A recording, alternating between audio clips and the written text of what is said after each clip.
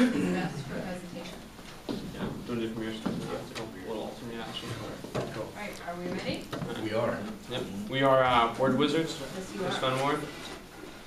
Go, Jack. Oh, there we go. Okay. First word we had on our list was brood. It comes up a few times in Scarlet Letter, and the literal definition is to think or worry persistently, or moodily ponder about. And it first came about, as it says, in 1640. It was first attested, and it has the same exact meaning, to ponder moodily. And you also added that first appeared in England in year 1000.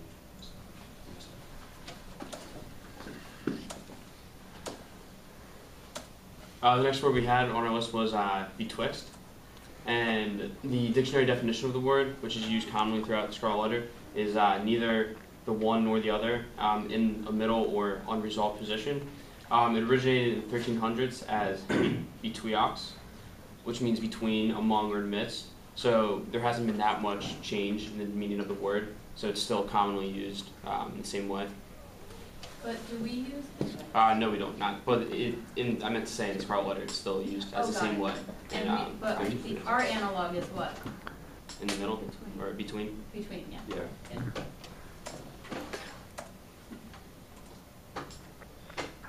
Ignominy, literal definition as it says, great personal dishonor or humiliation. There we go. Formed from the Latin term ignominious, meaning disgrace or dishonor. The exact same definition in Latin, and it was first seen in the 1530s.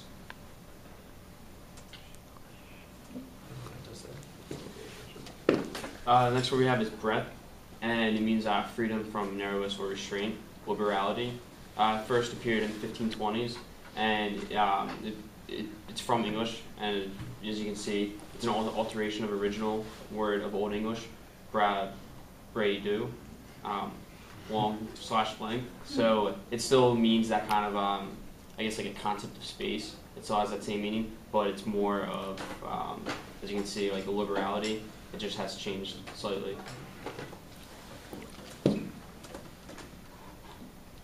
Presentiment, little definition, a sense that something is about to occur, a prenomination or a premonition.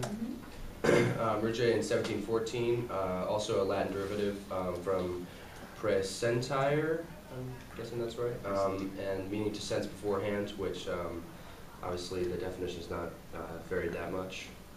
And the presentire, it's the AE, as you can see, it's supposed to be a Latin, like AE. I'm not sure what the correct terminology is, but Latin scholars in here? No idea. Anybody? Mashed up AE, I don't know. yeah. Yeah, they're almost formed together as one letter, so. That's the best we can do. The next word we found is stigma, and a mark of disgrace or infamy, a stain or reproach as one's reputation. And still today we use stigma very commonly, and it still has the same meaning.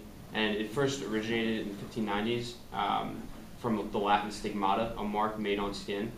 But now it's not necessarily a mark made on skin, it's more about your personality and how you conduct yourself compared to something physical that you've seen. Bane, I think it's actually a word that's not very uncommon today, but it's a person or thing that ruins or spoils, also originating from Latin from the word bana, meaning killer, slayer, murder, the devil. So obviously it's not associated with anything good. Relating back to the literal definition. So. Next word we have is zenith, and it means the highest point or state, a culmination.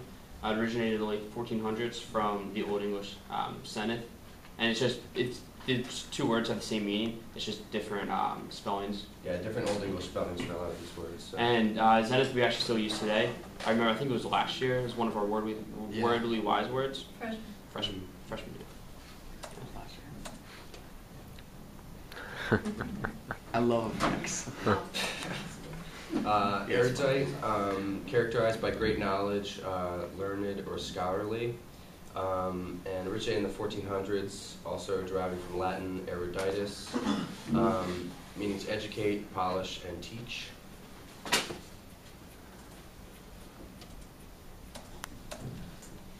Panoply, wide-ranging and impressive array or display. Originated in the 1570s. It has a Greek origin from panoplia, which means a complete suit of armor. So you can see it's the meanings have definitely changed between the 1570s and what it is present day. And it's pretty rare to see this word used. I've never seen it in present day. So. Enmity, feeling or condition of hostility, hatred, ill will, or antagonism. Originated in the late 1300s. Originally, the spelling was enemisti, meaning enmity, hostile act, or aversion. So the definitions did not really diverge from their original meaning. Paramour. It is means an illicit lover, especially of a married person, and this term actually has a biblical meaning to it. Originally, it was a term used for Jesus by women, and vice versa, men used it to describe the Virgin Mary. And from the mid 14th century, you can see the transition even between the same century. In the mid 14th century, it meant darling, sweetheart, or that was the connotation to be used, but then by the late 14th century, it turned to a mistress, concubine, clandestine lover. So after the mid 14th century, it's pretty much the same meaning as it has today. Yeah. Oh, this word. Whoa, scary. Huge word. Phantasmagoria, a shifting series of phantasms, illusion, or deceptive appearances by the imagination. Originating in 1802, it was a French word derived from phantasmagorie, meaning a magic lantern. And obviously, the literal definition doesn't mean that, but it's a deceptive appearance created by the imagination. Progenitor. Excuse me. Can you guys read that? Sort of. Sort of? Yeah. Alright, well, I'll tell you. It's a person or thing that first indicates a direction, originates something, or serves as a model. There we go. Oh, I'm sorry about that. First appeared in the late 14th century from the Latin progenitorum, meaning ancestor. And obviously, these clearly changed. Ancestor doesn't quite mean the direction that originates as a model. So this word in present day obviously varies greatly from the 14th century. Caprice, a sudden unpredictable change of one's mind.